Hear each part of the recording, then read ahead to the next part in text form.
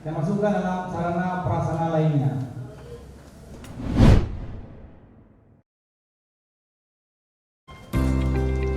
Bupati Pidijaya Haji Ayub bin Abbas menyerahkan daftar isian pelaksanaan anggaran DIPA atau plafon dana gampong serta alokasi dana gampong tahun anggaran 2020.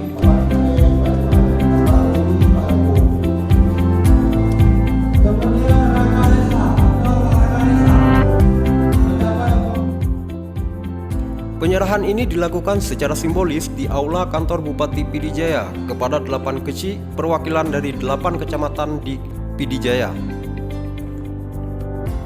Pada penyerahan DIPA, DG, dan ADG turut hadir Wakil Bupati Pidijaya Haji Said Mulyadi serta para SKPK dan para camat dari masing-masing kecamatan yang ada di Kabupaten Pidijaya.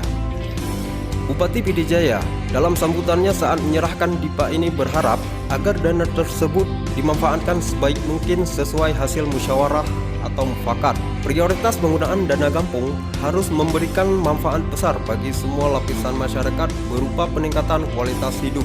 Pada kesempatan ini, Bupati Pidijaya menyebutkan Pidijaya berhasil meraih juara terbaik pertama se-Aceh terhadap realisasi penggunaan dana gampong tahun 2019.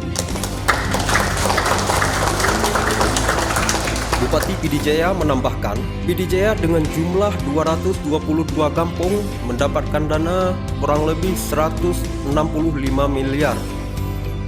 Realisasi penggunaannya mencapai 98,98%. Beberapa kegiatan yang dilakukan tahun lalu antara lain 22 unit jembatan, bangun baru rumah sehat sebanyak 687 unit, dan rehabilitasi sebanyak 1082 unit.